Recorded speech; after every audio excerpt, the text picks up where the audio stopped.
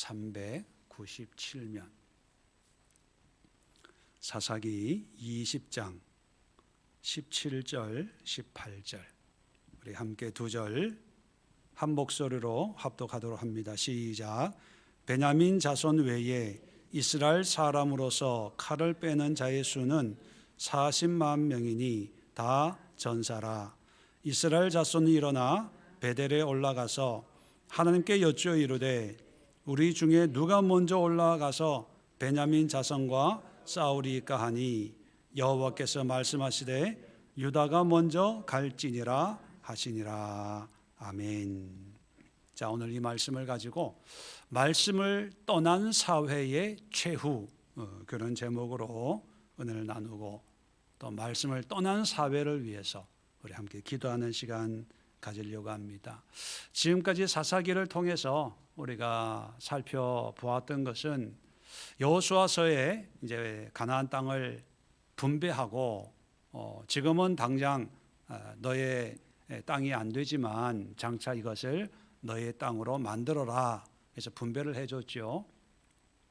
그러고 나서 이제 여호수아가 죽고 난 뒤에 이 분배받은 땅을 조금씩 정복을 해 나가야 되는데 좀 처음에는 정복을 하다가 보니까 여러 가지 어려움이 생기게 되죠. 광야 같으면 계속 전쟁을 했을 거예요. 그런데 가나안 땅은 계속 전쟁하기가 쉽지가 않습니다. 왜냐하면요, 내가 살아야 되니까. 내가 살아야 된다는 건 뭐냐면 가나안 땅은 이제 집이 생기고 땅이 생기고 밭이 생기고 목초지가 이제 생기게 되잖아요. 그러면 이걸 관리해야 될 거 아닙니까? 이걸 지켜야 될 거 아닙니까? 농사 지어야 될 거 아니에요. 언제까지나 전쟁하고 있겠습니까? 전쟁하러 나가자 그러면 양은 누가 보고 밭은 누가 돌보고 장사는 누가 하고 사업은 누가 하고 일은 누가 하고 이렇게 되는 거예요. 그러니까 처음에는 열심히 전쟁을 하는 듯 하지만 점점 내 생활에 매이게 되는 거예요. 우리 신앙생활도 그죠? 그렇잖아요. 홀가분할 때는 열심히 하다가 어느 한 시점에 직장생활하고 사회생활하고 가정생활하고 하면 애 키워야 돼요. 출근해야 돼요. 장사해야 돼요. 뭐 해야 돼요 하면서 이제 영적인 은혜를 이제 사모하지 않고 이제 현실 속에 들어가게 되는 거죠. 자, 그 결과가 뭐냐면 이제 가나안 족속과 함께 더불어 사는 그런 시간이 이제 수십 년 이렇게 쭉 흐르게 됩니다. 이제 잊어먹는 거죠. 가나안 땅을 정복해야 되는데 알아요. 기도해야 되는데 말씀 봐야 되는데 교회 가야 되는데 예배 드려야 되는데 알아요. 그런데 됩니까? 안 됩니까? 안 돼요. 일해서 피곤해요. 바빠서 피곤해요. 지금 우리가 알고 있는 그런 신앙의 모습과 지금 성경에 나와 있는 사사시대의 이스라엘의 모습과 모양과 어떤 모습은 좀 다르지만 그 내면에 있는 의미는 다 똑같아요. 그러니까 해 아래 새 것이 없다고 우리는 성경을 보면서 아유 이 바보 멍충이들 어리석은 사람 그러지만 그것이 바로 우리의 모습입니다. 그래서 성경은 우리의 거울입니다. 거울. 이걸 보면서 이 시대의 모습을 보고 나의 모습을 봐야 되는데 자 그렇게 하나님의 말씀을 잊어버리고 이제 살아왔던 이 이스라엘 가나안의 이 사회의 모습이 어떻게 변화됐을까? 이 사회의 최후를 이제 사사기 20장부터 이제 끝까지 이제 우리에게 알려주고 있는데 자 어떤 일이 일어났냐 하면 오늘 이제 20장부터 20장 1절부터 쭉 읽어보시면 내용을 좀 더 자세하게 알 수가 있는데 지금 베냐민과 17절에 보면 베냐민 자손 외에 나머지 11 자손 베냐민 지파와 전쟁을 합니다. 아니 가나안 사람들과 싸워야 되는데 베냐민 지파가 그래도 형제 아닙니까? 근데 형제들이 싸우는 거예요. 왜 이렇게 됐냐 하면 이제 19장을 읽어보시면 좀 더 또 이 배경을 아는데 간단하게 소개하면 이제 하나님 없이 자기 소견에 옳은 대로 살다 보니까 이제 영적인 게 다 무너진 거죠. 자, 그런데 그 중에 한 레위 지파 사람이 첩을 얻었어요. 이 첩이 예루살렘에 있는데 이 첩을 데리러 가가지고 이제 고향으로 돌아오다가 이제 베냐민 기브아라는 곳에 하룻밤을 유숙을 묵어야 되는데 그 기브아에 있는 이 불량배들이 이제 밤에 찾아와서 이제 해코지를 하는 거지요. 그래서 결론적으로는 이 레위인의 첩을 겁탈을 하고 그 겁탈 때문에 이 레위 첩이 죽어요. 그러니까 너무 화가 나서 이 레위 사람이 이 죽은 이 첩의 시신을 12등분을 해가지고 각 지파에 보내면서 어떻게 이런 일이 일어날 수가 있겠습니까? 이 베냐민 사람들이 내 첩을 이렇게 죽였습니다. 이러니까 나머지 11지파가 들고 일어나는 거죠. 아니 이럴 수가 있냐? 밤에 그랬겠지만. 그래서 베냐민 지파한테 야, 너 잘못했다고 해라 하니까 우리가 뭘 잘못해? 이러니까 이제 전쟁이 일어나는 거죠. 그래서 안 되겠다 해서 나머지 11지파가 모였는데 오늘 17절에 보면 칼을 빼는 자, 이게 전쟁하는 군인의 수가 40만 명이라는 거죠. 나중에 보면 베냐민 지파의 사람들은 한 2만 6,700명 정도. 이게 전쟁 게임이 안 되는 거예요. 40만과 한 많아봐야 3만 명. 이 전쟁을 하는 모습을 이제 20장, 21장 우리에게 얘기하고 사사기에 끝나요. 이게 뭘 얘기하냐 하면 하나님의 사명을 잃어버리면 누구와 싸우냐 하면 우리와 싸우는 거예요. 우리와. 내분이 일어나는 거예요. 자중질환이라는 말이 있잖아요. 자중질환. 자기 스스로 안에서 난리가 일어나는 거예요. 원래는 가나안 지파들, 가나안 족속과 싸워야 되잖아요. 적이 분명히 있는데 저건 놔두고 내 안에서 전쟁이 일어나요. 가족의 전쟁, 교회 안의 전쟁, 믿는 사람들끼리 치고받고 하고, 또 이 개인적으로 보면 내 안에서 막 부글부글 끓어오르는 거예요. 자, 그래서 이런 형국에서 이런 상황에서 하나님의 사명, 하나님의 말씀을 잃어버린 그 결과 세 가지 현상이 일어나는데 우리 사회에 또 우리 안에 이런 것이 일어나고 있는지 일어나고 있지 않는지 한번 여러분도 점검해 보시고요. 우리가 이런 문제가 일어나고 있다면 가장 먼저 무엇을 위해서 기도해야 될까? 그걸 함께 살펴보도록 하겠습니다. 첫 번째, 본문 내용이 너무 자세히 길어서 다 말씀을 드릴 수는 없지만 아까 말씀드린 것처럼 베냐민과 11지파의 전쟁의 발단이 레위 지파의 그 첩 때문에 첩이 죽어서 전쟁이 일어나잖아요. 자, 전쟁이 이제 일어났다는 사실은 뭐냐 하면, 자, 원래 전쟁은 가나안 족속을 쫓아내는 그런 전쟁을 해야 되는데 그런 전쟁은 차일피일 미루다가 우리 내분이 일어났을 때, 내적인 어떤 문제가 일어났을 때는 40만 명이 하루아침에 모였다는 거예요. 그러면 여러분, 이 이스라엘 사람들은 하나님의 말씀을 더 중요시 여기고 있을까요? 아니면 현실의 문제를 더 크게 여기고 있을까요? 현실의 문제, 현실. 다시 말하면 말씀을 떠난 사회의 첫 번째 특징은 뭐냐면 하나님의 말씀보다는 현실 중심이 된다는 거예요. 하나님의 말씀은 알아요. 해야 돼. 할 거야. 하려고 해. 뭐 그렇게 해요. 근데 현실에 어떤 문제가 하나 생겨요.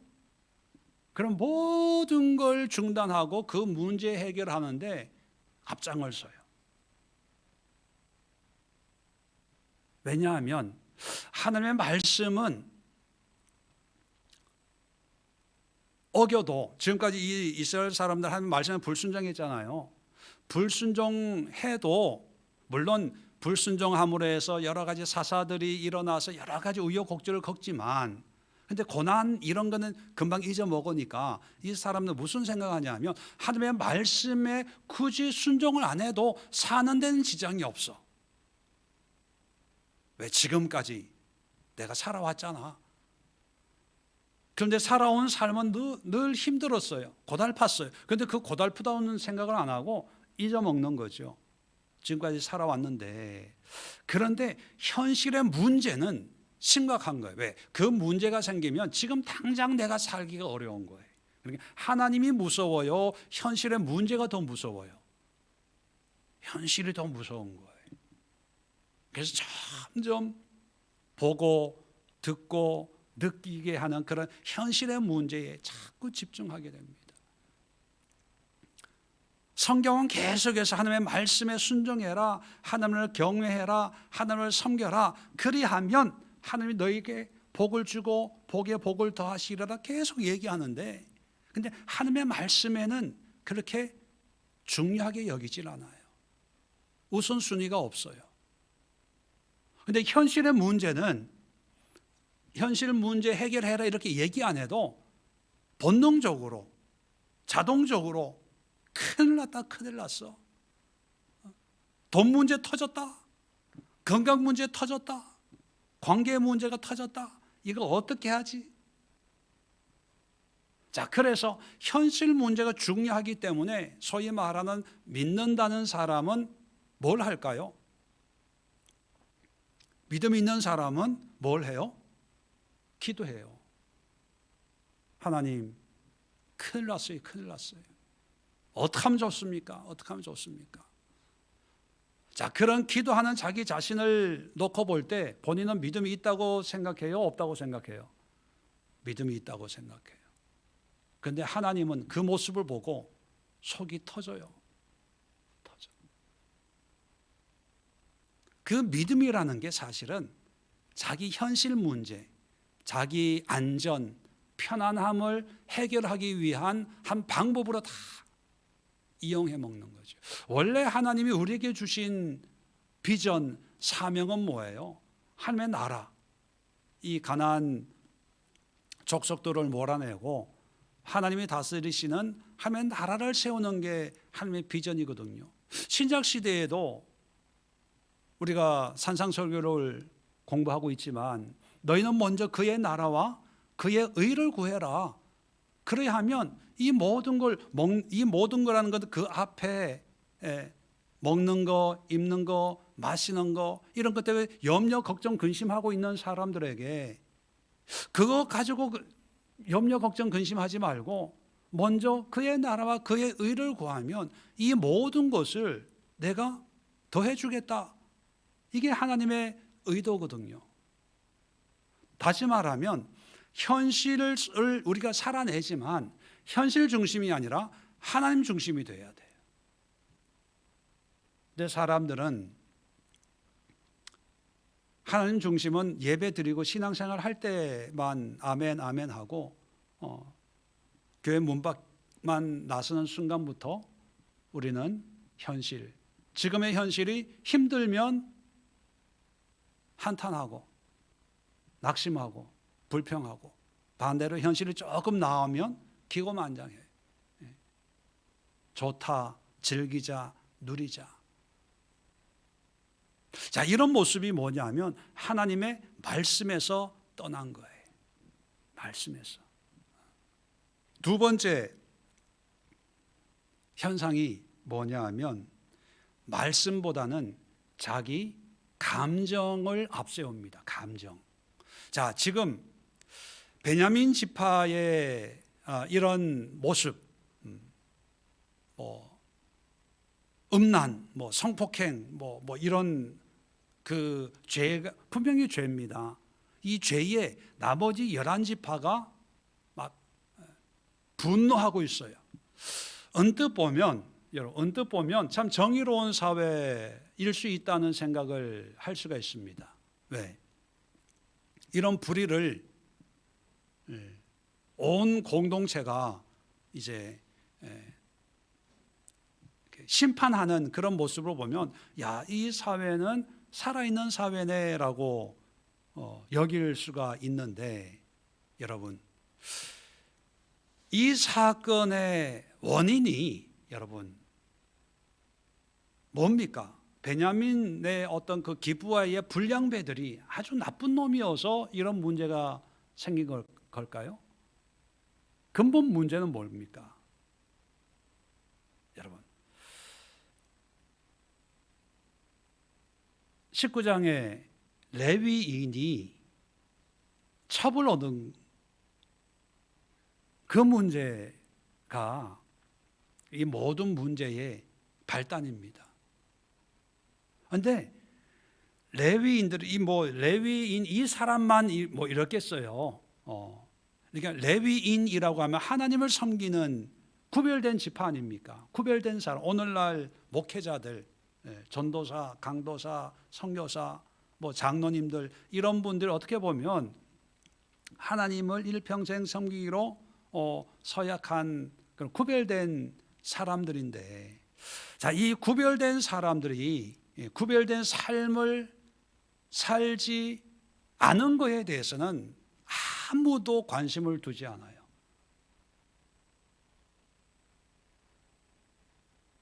그죠?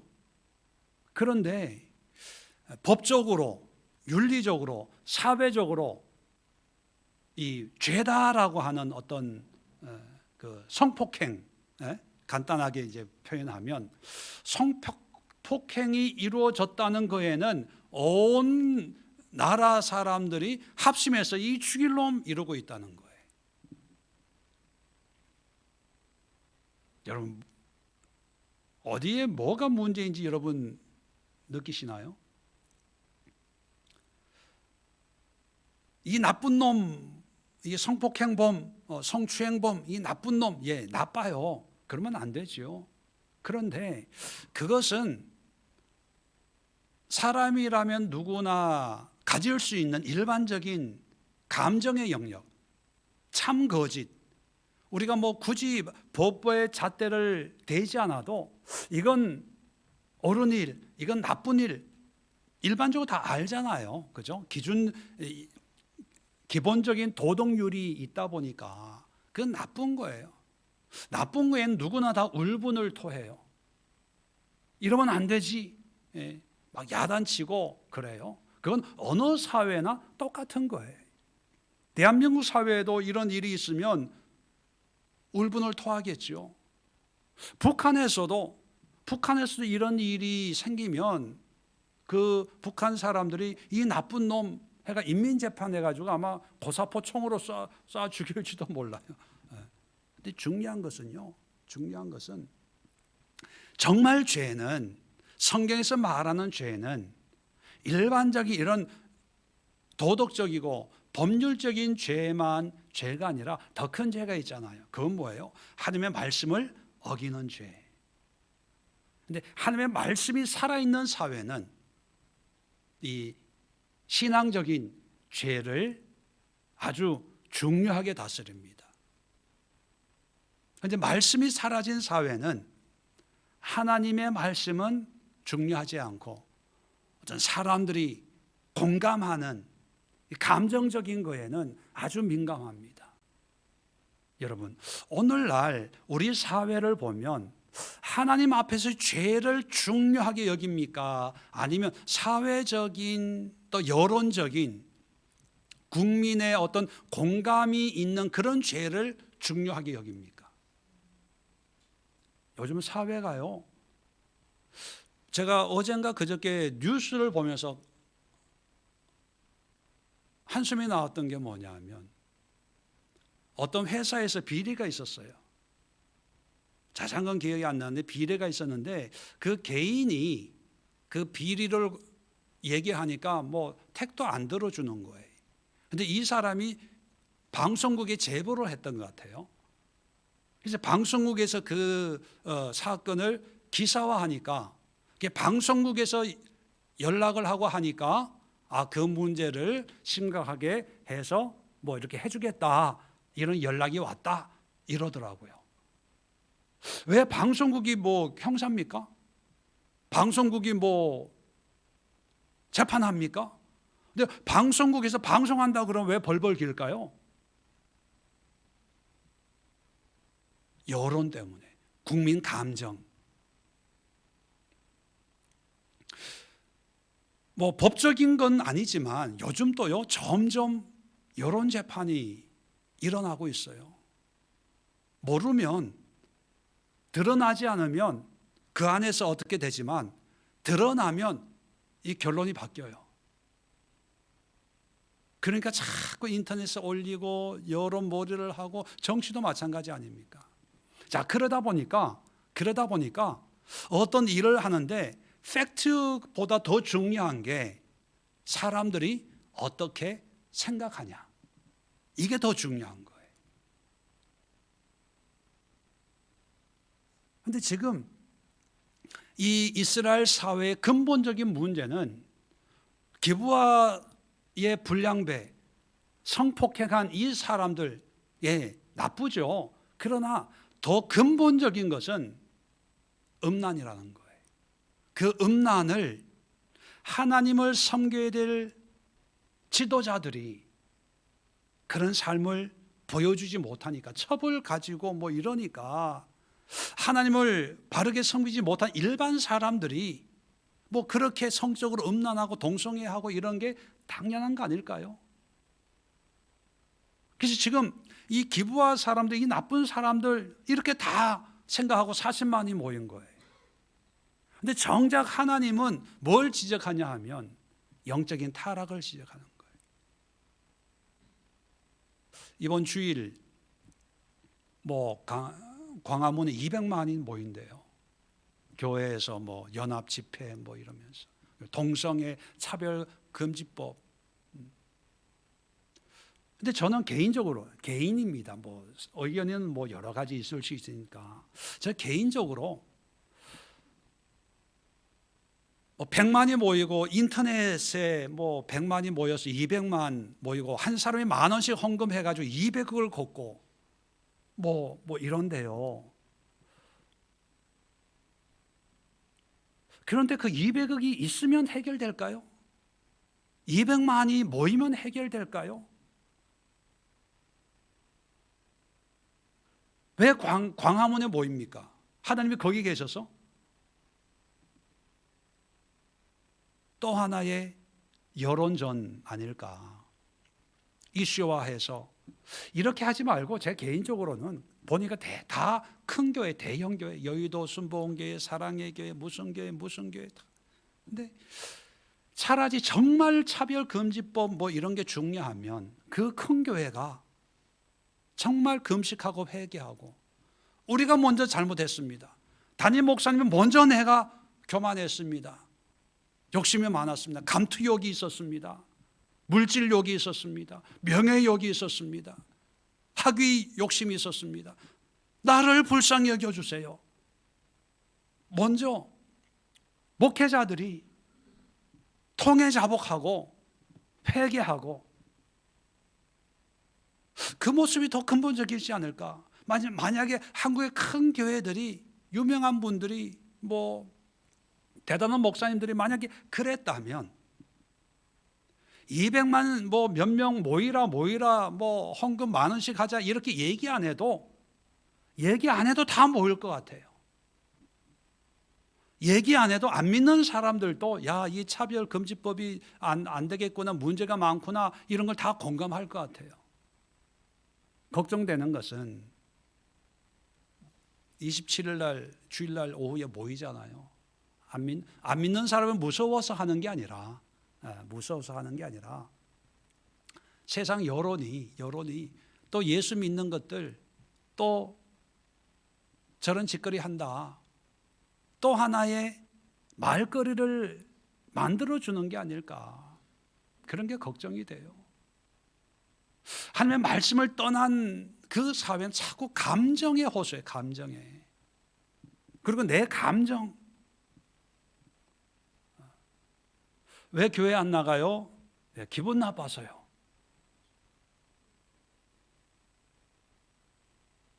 기분 나쁘대. 그 말 한마디에 뭐 다른 설명이 필요 없어요. 왜? 그만큼 중요하거든요. 왜 그 교회에 열심히 나가세요? 너무 좋아서요. 좋다고 하면은 다른 설명이 필요가 없어요. 그런데 성경이 얘기하고 있는 것은요, 하나님의 말씀과 하나님의 뜻에 기준을 두고 거기에 합당하냐 합당하지 않냐, 이게 중요한 거예요. 그게 중요한 거지, 사람들이 지금 어떻게 생각하냐, 어떤 일이 일어났냐, 이게 중요한 게 아닙니다. 그래서 사탄 마귀는 요한계시록에도 있지만 적 그리스도가 두 짐승으로 나오는데, 이 두 짐승이 사람들의 마음을 휘어잡는, 그게 뭐냐면 사람들의 감정을, 기적을 일으키고 감동을 주고 하면서 사람들의 마음을 사로잡아요. 마음을.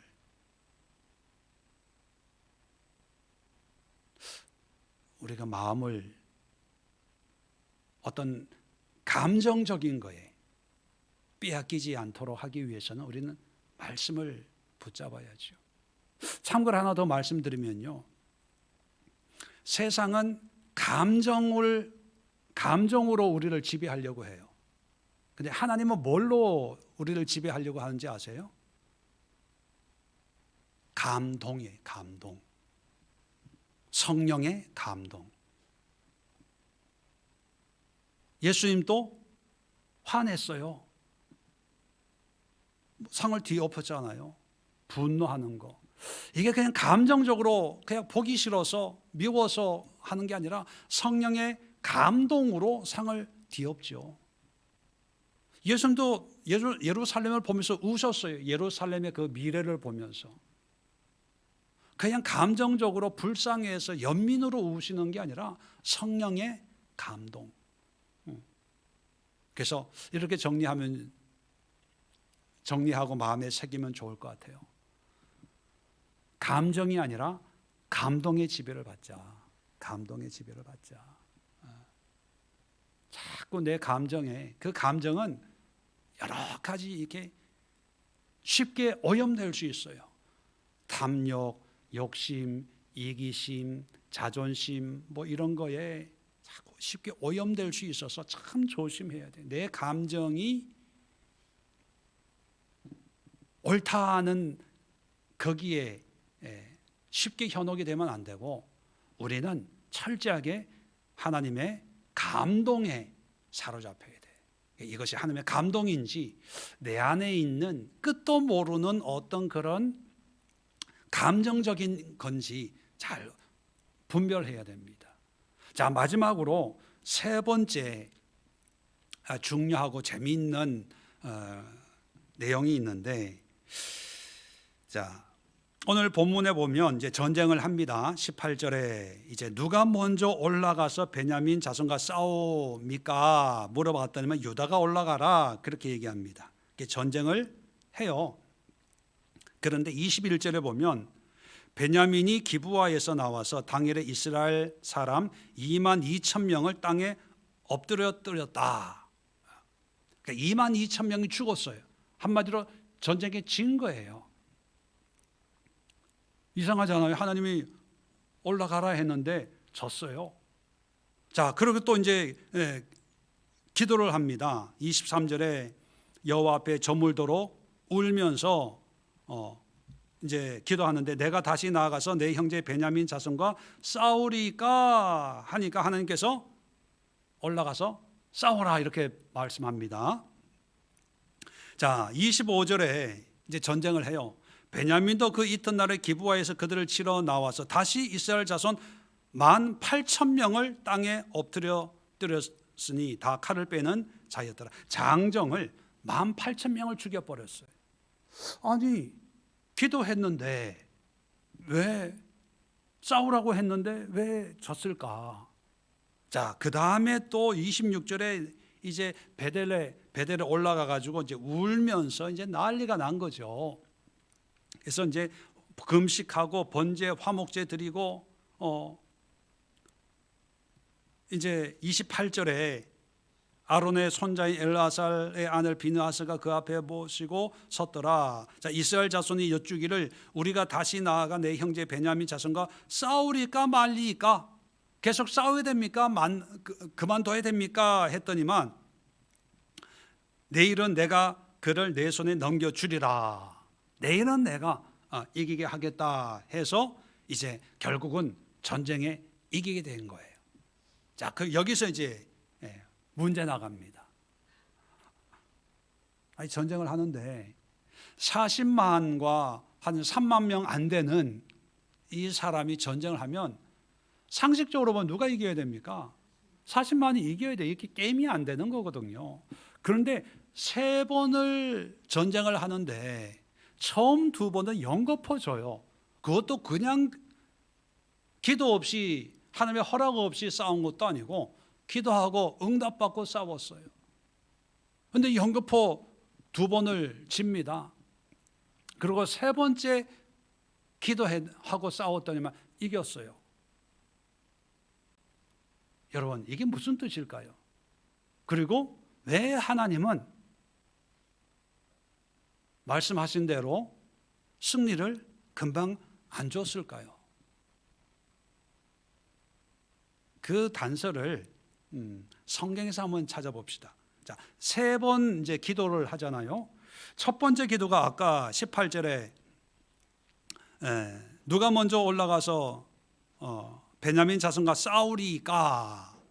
누가 먼저 올라가서 싸우겠습니까? 이렇게 물어봤고, 그 다음에 23절에 다시 나가서 내 형제 베냐민 자손과 싸우리까? 이렇게 또 기도를 물어봤어요. 자, 그런데 28절에는 어떻게 기도했냐면 내 형제 베냐민 자손과 싸우리까 말리까? 이렇게 기도를 해요. 이 3번의 기도, 첫 번째, 2번째 기도와 3번째 기도의 가장 큰 차이점이 어디 있는지 한번 생각해 보세요. 가장 큰 차이점.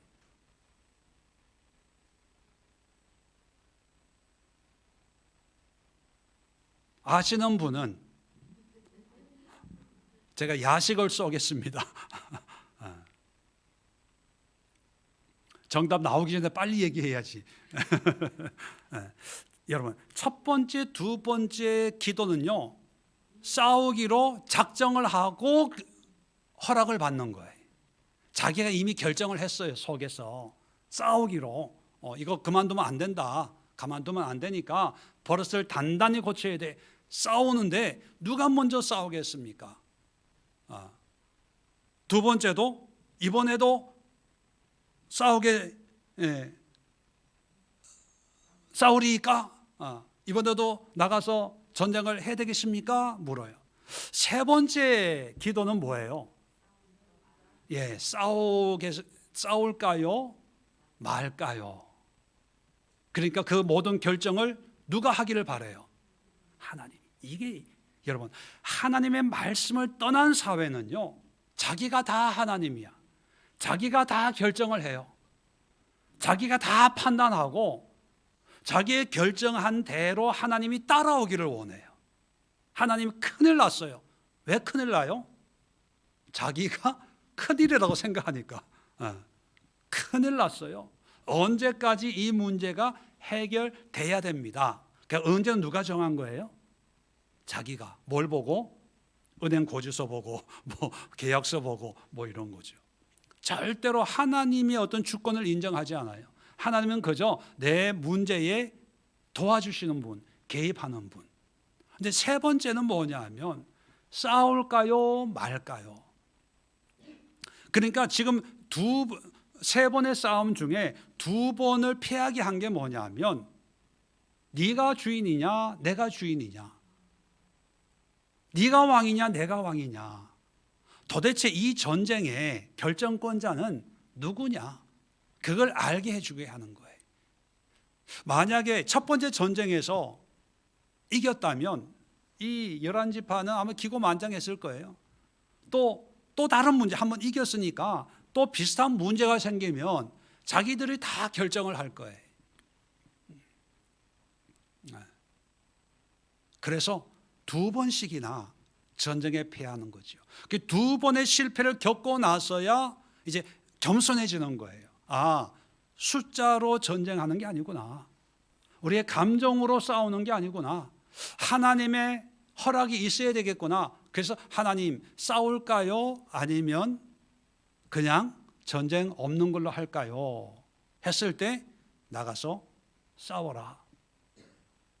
그렇다면 여러분, 이 마지막 이 모습에서 우리가 깨달아야 될 게 뭐냐면 하나님의 말씀을 잊어버린 사회의 모습이 다 자기가 왕이 되는 거예요. 지금까지 저를 찾아온 사람들 대부분이 뭐냐면 다 정답을 정해놓고 목사님 이렇게 하려고요, 이러려고요, 다 정답을 정해놨기 때문에 제가 무슨 얘기를 할 수가 없어요. 왜? 그게 아닙니다 하면 꼭 교회 나가지 말라고 하는 것처럼, 붙잡는 것처럼. 실제 그런 사람이 있었어요. 저희 교회에 나오셨다가 다시 그 교회로 돌아간다고 하길래 제가 돌아가지 마세요. 그게 하나님의 뜻이 아닌 것 같습니다. 그랬더니만 나중에 들리는 소리가 무슨 소리냐면, 아니 성도가 일이 있어서 상황이 있어서 다시 교회 간다 그러면 잘 가라고 기도해나 해주지 가지 말라고 붙잡는다고.